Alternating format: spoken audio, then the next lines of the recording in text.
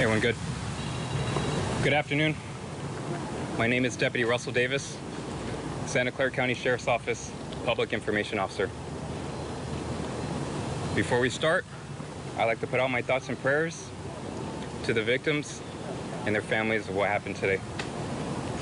It is a tragic situation that we're dealing with right now, and we're using all the resources we have right now to find out what exactly happened and what transpired.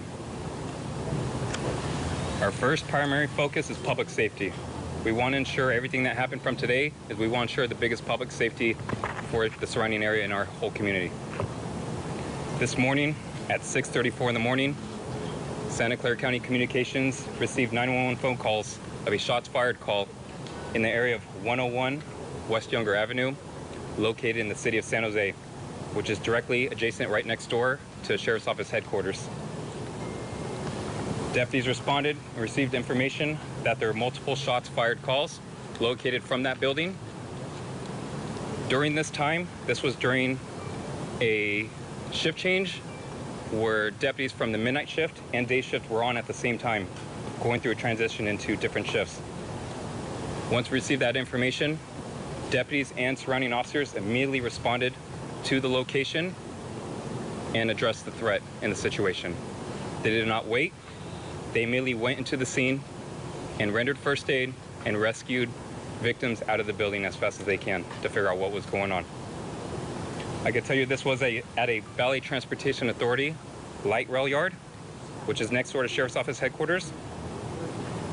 Immediately once we received information of shots fired called, we immediately activated the Santa Clara County Active Shooter Protocol, which activated multiple law enforcement agencies in the surrounding counties, as well as multiple fire department agencies to initiate and activate the rescue task force, which is part of the active shooter protocol, which will go into more detail. Multiple agencies showed up and assisted, from local agencies within Santa Clara County, state level from the Office of Emergency Services, Governor's Office, the California Highway Patrol, and multiple federal agencies from the Federal Bureau of Investigations, FBI, ATF, and Department of Homeland Security. I'll tell you right now, with the numbers, and it's still preliminary and it's subject to change, we have 8 victims that are pronounced deceased from today's incident from gunshot wounds. We also have 1 suspect who is deceased as well from this morning's incident. I can confirm with you that deputies did not exchange gunfire, and right now we're going to preliminary go with the assumption that it was a self-inflicted gunshot wound from the suspect, and deputies did not exchange gunfire. At this point, we have investigators on scene interviewing anybody that was on scene to see what exactly happened, and we have our CSI teams as well outside, along with conjunction with the Federal Bureau of Investigations assisting.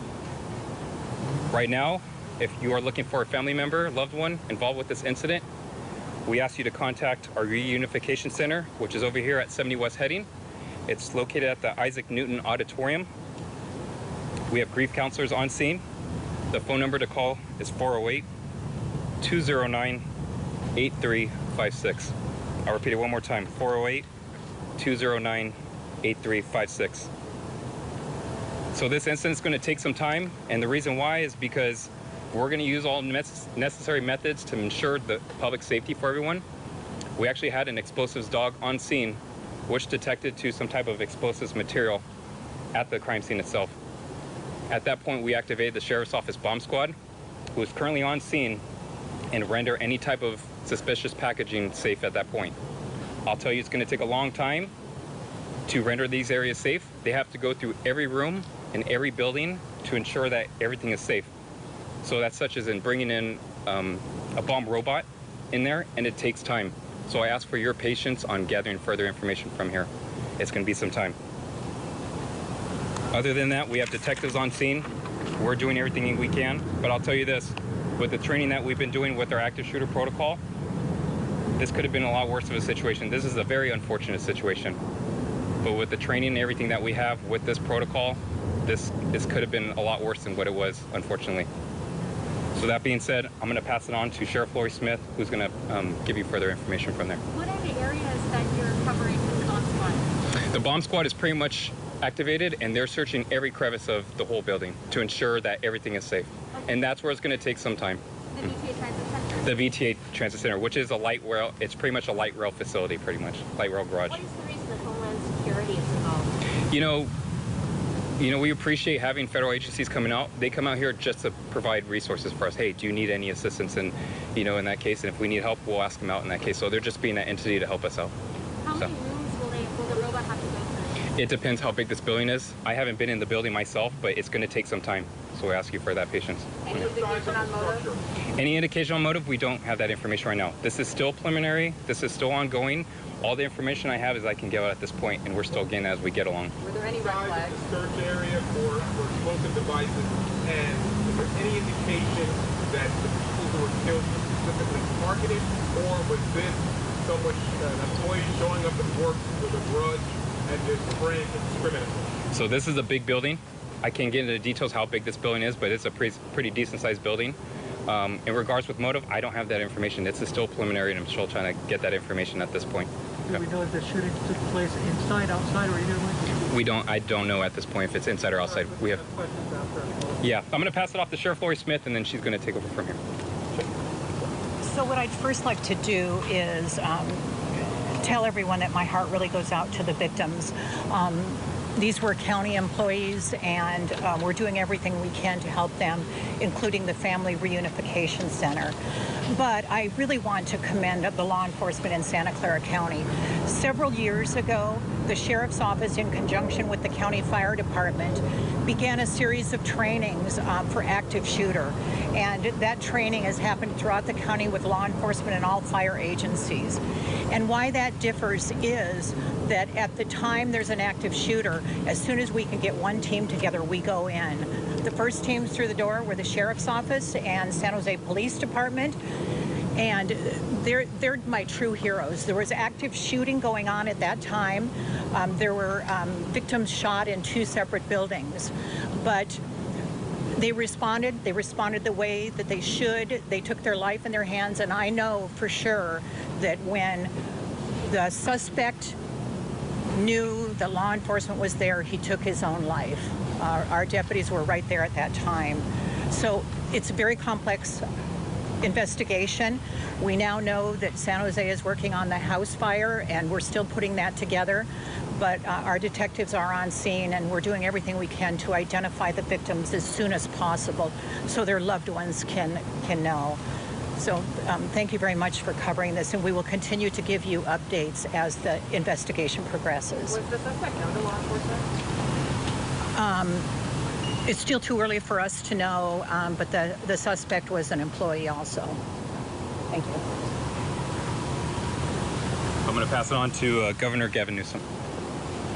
Thank you. Let me thank the sheriff, the mayor, our police chief, captain, all the men and women in uniform. You're going to learn over the course of the next number of days and weeks about the heroism of the San Jose police, saved lives, deputy sheriffs that quite literally ran seconds after hearing about this incident without any consideration of their own lives, and did an extraordinary job to save other people's lives.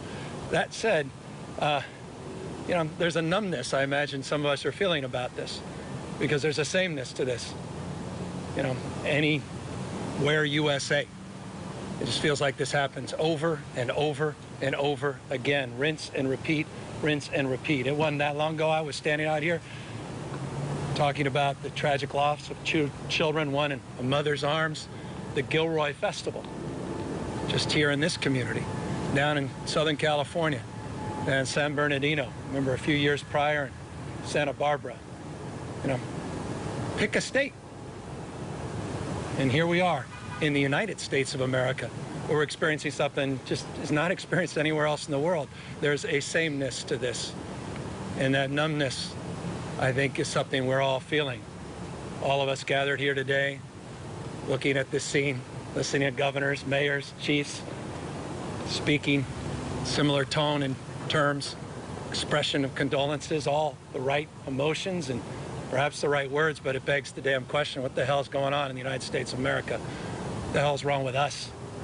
And when are we going to come to grips with this? When are we going to put down our arms, literally and figuratively, our politics, stale rhetoric, finger pointing, all a hand-wringing consternation that produces nothing except more fury and frustration, more scenes like this repeated over and over and over again. I say that not as a governor, I just say that as a father of four. I say that as a member of this community, cares deeply about it. So we'll have time to work through all of that. But one thing I just wanted to briefly speak to is the pain in those victims. We just had the privilege of spending the last few hours with the victims that are waiting to just learn if their loved one is still alive. They're dialing the phones, they can't find it. They're trying to go on and find a phone of the loved one. Waiting to hear from the coroner, waiting to hear from any of us, just desperate to find out if their brother, their son, their dad, their mom is still alive. Just imagine being in their foot. I know everybody wants all the answers to all these questions, but there's no more important question and no more important answers that we owe than the victims of this senseless and tragic shooting. And so I'm not just going to express my condolences. I'm not just going to express the usual platitudes, but let me just thank the heroism of those victims. The fact that they can even stand up and support one another is remarkable. What a human act. And so I just want to, we just want folks to know we're going to be there for the victims. I want folks to know, I'm here for you, Mr. Mayor, and the county, this state. And I know we have elected officials of all political stripes who want to be here for this nation. But it's time to deal with the endemic before this pandemic of gun violence, the pre-existing condition that somehow sort of pushed aside last year, but now has raised its ugly head again this year. And wake up to this reality and take a little damn responsibility, all of us, to do a little bit more and a little bit better this time and move beyond the platitudes and the usual rhetoric that tends to mark not just these moments, but the aftermath of these moments as all of you go away and this fades out of view, and then we rinse and repeat someplace else in this country. So again, to the victims, to those that lost their lives and the families lost their loved ones, yes, our hearts go out, but we are resolved to not make this meaningless, but to bring meaning at this tragic moment in our state and our nation's history. Again, thank you to all the men and women behind me and their courageousness and the incredible, incredible bravery that was demonstrable of the men and women of our San Jose Police Department and Sheriff's Office. Governor, what do you say to people who say California has some of the toughest gun laws? So next we're going to introduce Valley Transportation Authority Chair President Glenn Hendricks.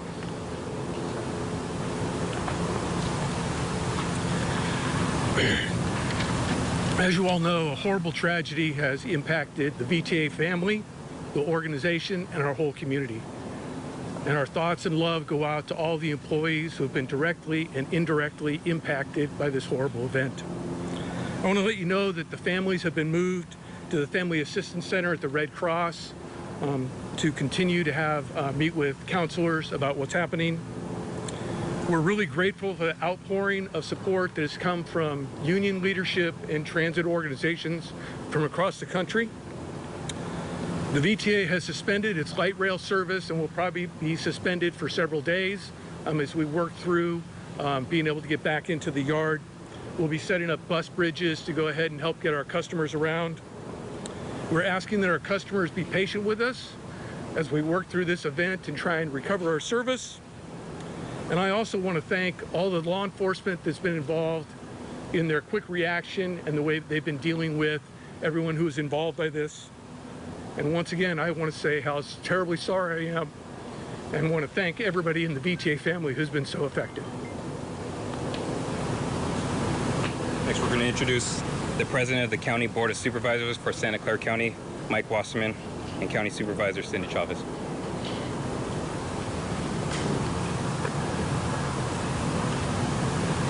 It was 2 years ago, the mass shooting in Gilroy, and law enforcement responded quickly and minimized the number of fatalities. Last year we had COVID, still have COVID, but last year was the big year. And the people and the county responded so as to have the lowest positivity rate in the state. Today we had this mass shooting here, and it was the Santa Clara County Sheriff's Department and the San Jose Police Department that responded so quickly to minimize the loss of lives. As you can see, our flag now is at half-mast to help commemorate and remember the people that have passed today. It is an extremely sad day in the history of Santa Clara County, but I'm also very proud of the response by law enforcement and then the VTA family taking care of the loved ones, the survivors of those that passed, and the district attorney's office that has stepped forth with the services they provided 2 years ago to the people in Gilroy and continue to provide every day and will provide to the survivors, loved ones, and family of those that passed. It is a sad day in Santa Clara County history, but I'm very proud of the response, including the unions that have come forward with funding and help. Santa Clara County is a family, and you're seeing that go into effect today. My condolences to all the family members and friends of those that passed today. Thank you. You know, let me start by just reminding everybody that the backbone of Santa Clara County throughout COVID-19 was all the essential workers, and none were more essential than making sure people could get to their places of work. And VTA never stopped. It didn't stop light rail, it didn't stop buses, it didn't stop helping move people from point A to point B. These heroes that we all learned how to call essential workers heroes, we're now calling on them to be heroes again. There's a fund that's been set up for these families, and by going to workingpartnerships.org, anybody who wants to make a contribution to the families that have been impacted, the VTA families that have been impacted, can do that directly by going to workingpartnerships.usa.org. I just want to close with this point. While my heart breaks, I can't stop thinking about what we could all be doing differently to stop this in our community so this doesn't become something that just happens here, but something that should never happen. And thank all of you for being here. Thank you. Next, I'm going to introduce the Mayor of San Jose, Sam Lacarda.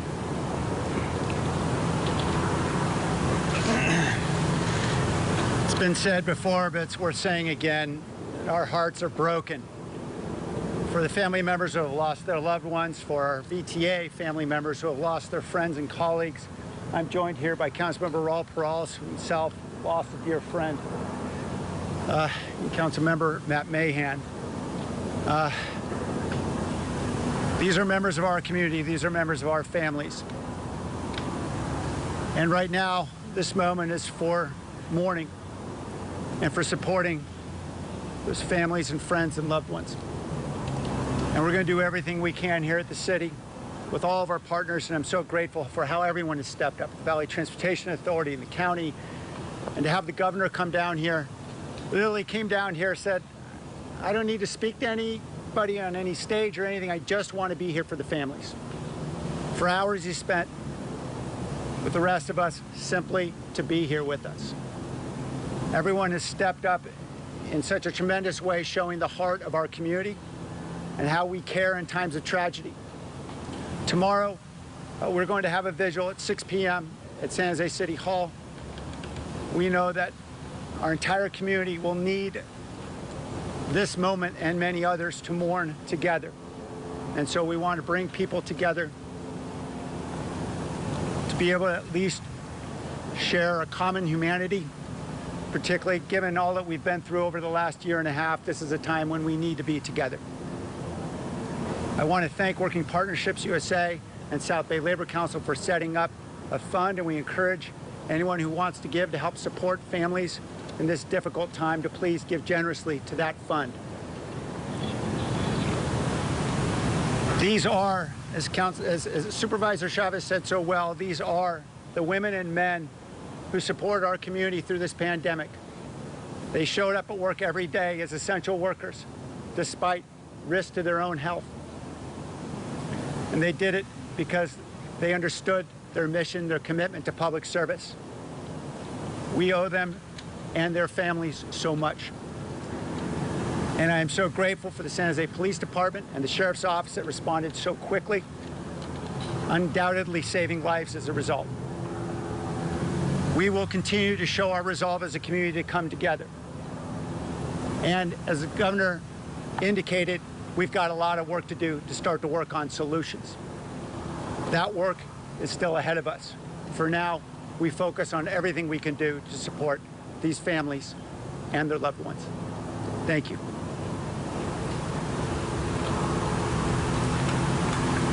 I'll pass it off to Federal Bureau of Investigation, FBI, Special Agent in charge of the San Francisco office, Craig Fair. My name is Craig Fair. I'm the Special Agent in charge of the San Francisco Division of the FBI here in the Bay Area.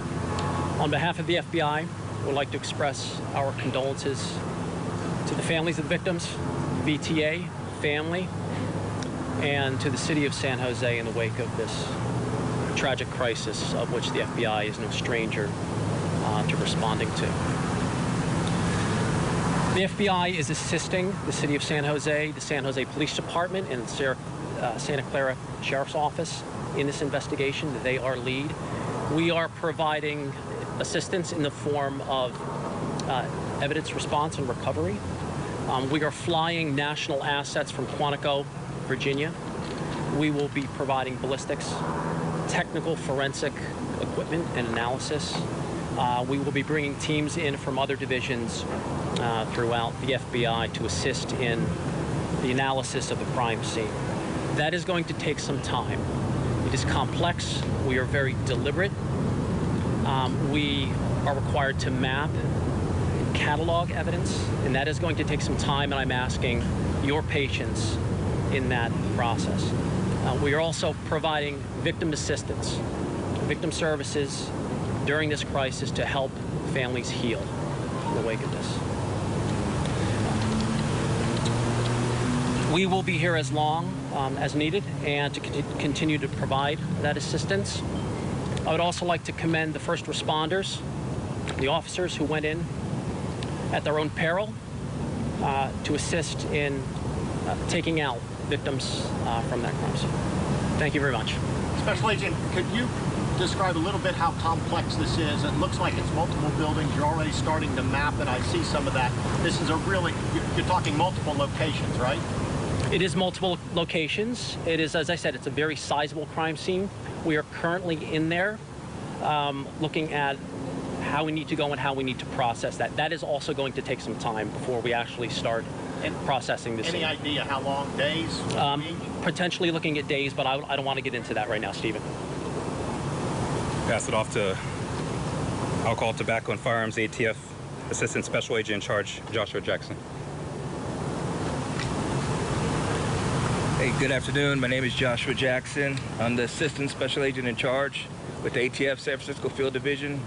ATF definitely wants to express our deepest condolences to the victims who lost their lives, were injured, the families and friends of those individuals, as well as the community at large who are suffering at this time.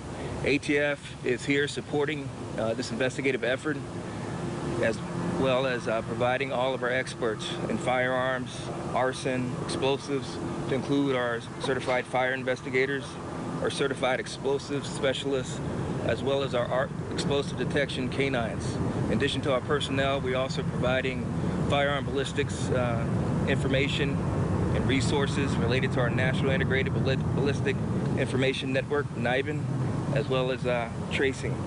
ATF is committed to reducing violent crime throughout all the communities that we serve throughout the United States, and we're committed to see this one through, supporting our investigative partners here in this investigative team.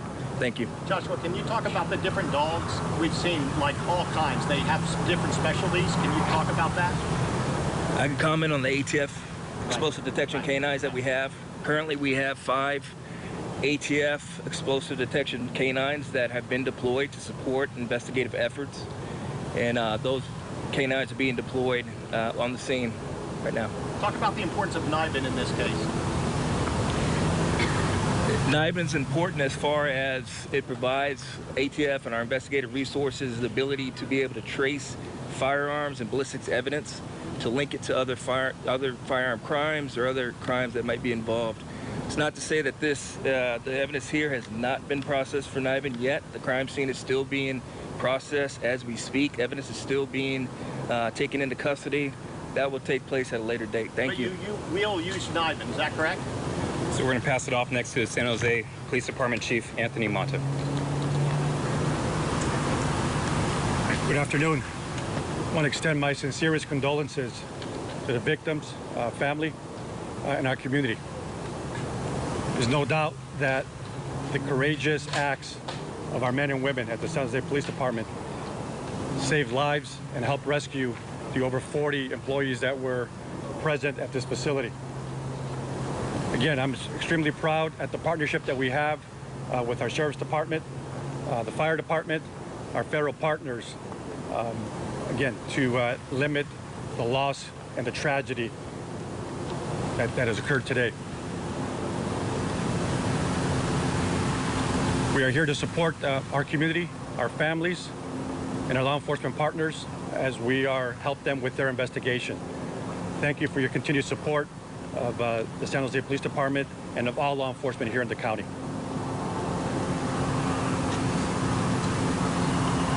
Next, we're going to introduce the San Jose Fire Department Chief Robert Sapien, Jr.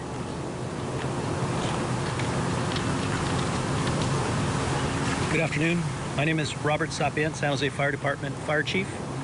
This morning at about 6:30 a.m., 3 significant incidents unfolded that required us to mobilize all of our on-duty available resources. Unfortunately, the second of those events was the younger incident where our personnel were dispatched to an emergency medical services call, and ultimately we learned it was this active shooter event. Our personnel very quickly employed their training and equipment, which allows them to tactically integrate with law enforcement officers. In today's event, there's some relief in reporting to you that the operations could not have gone more efficiently or effectively. The training that our firefighters receive in cooperation with our law enforcement partners allows them to treat trauma victims as quickly as possible to give them their best chance at survival. At today's event, as I said, operations ran as trained. And so we are very thankful that we were able to be here to provide assistance. We are very sad for the losses in our community, and we continue to be present to support our community. Thank you. Can you describe the 3 events? The fire, there was the shooting, and what else, sir? So I'm going to introduce next is Gene Cohen, from the South Bay Labor Council.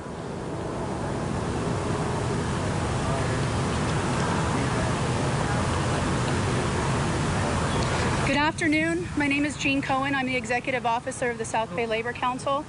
We are here with all the working men and women in Santa Clara County to stand with our ATU brothers and sisters. Today is about supporting victims. It's about sending love and support to everyone who came to work this morning intending on serving the public and ended up not going home. It's unacceptable, and what we're asking for right now is for there to be respect and love that's dedicated and shown to all of these workers. They need money, they need support, and we need to make sure that their families are also being respected in terms of giving them their space to mourn. So thank you so much for the opportunity to make sure that all of our workers have the opportunity to let you know that when you go to work, you should be able to go back safely, and that right now we're going to be making sure that as a family we're taking care of each other. Thank you very much.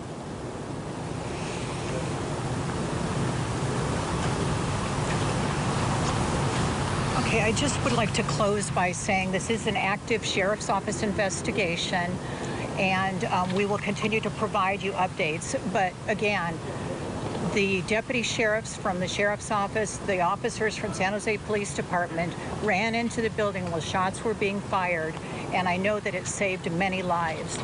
Thanks to the fire department also being part of our active shooter protocol and our rescue team. So we had some heroics that I think resulted in diminished loss of life. You know, we're real proud of the people who serve in this county and that responded to this incident.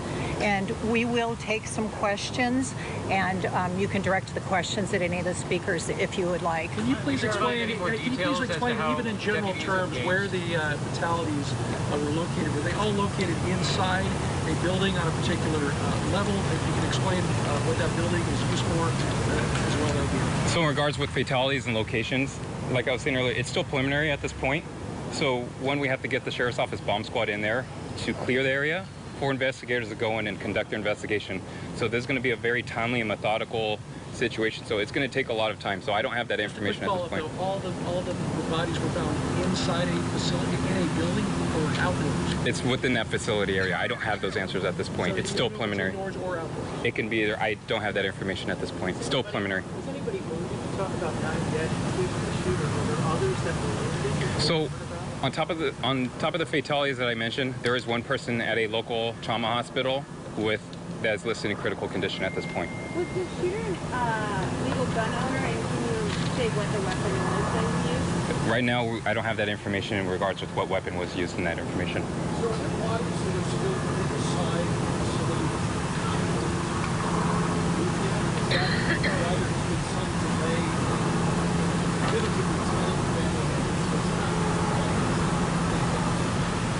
yeah, so we have investigators on scene with the Santa Clara County Coroner's Office right now.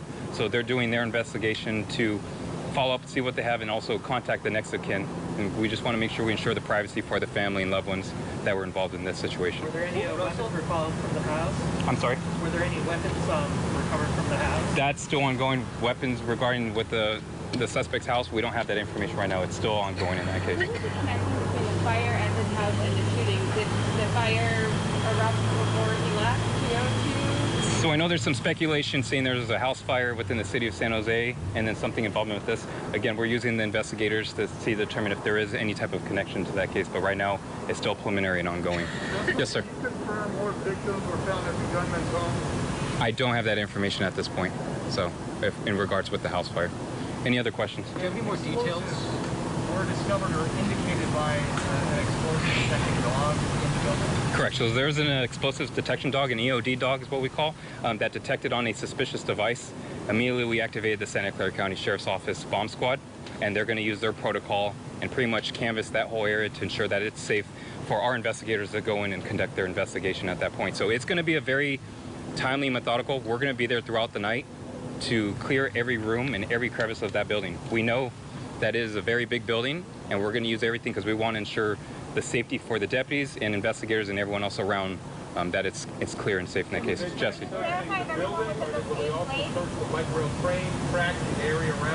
We're going to search everywhere. We're going to do everything in all due for us, and we're going to use all the resources that we have, and that's why we have multiple surrounding law enforcement agencies here, including federal agencies, to assist us with this investigation. Who placed the calls to 911? Was it people inside the building? I don't know if it was a drive-by, it was a passerby or somebody inside the building that called 911, but it got received to us at 6:34 this morning. Do you have any more details? I don't know if they're in the same place. I know that they were employees.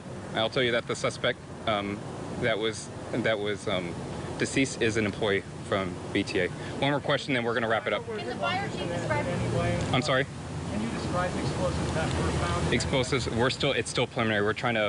The bomb squad's doing everything they can to utilize and find everything. We're going to use everything from precursor chemicals to any type of explosive devices to any type of objects and materials. We're going to use all of that and determine exactly what we have. Dog sniffed one, has any more been found, or is it just the one for right now? Once we have when the dog smells on something and has a scent, we're going to activate the bomb squad and we're going to utilize those resources from there. Okay. Russell, did the shooting happen during a union meeting?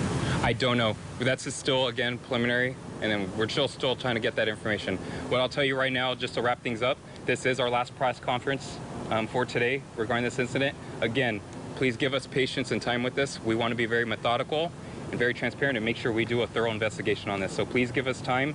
I know you want more information. Please bear with us.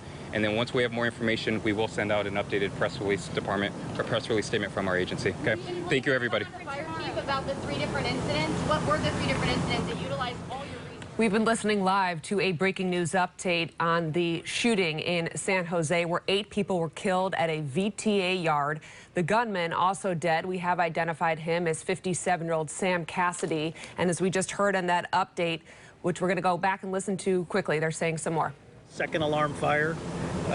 The second incident, as I said, was this incident here on Younger, and the latter was in a residential area in town on Agmar Court. That's A-N-G-M-A-R Court, and that ultimately was a second alarm fire. And what time did that third call today? The third call was at 06:36 hours. Did that have anything to do with the person that also came here? Because we're hearing reports of them firing their house on fire. Is that correct? The information I have is that the fire on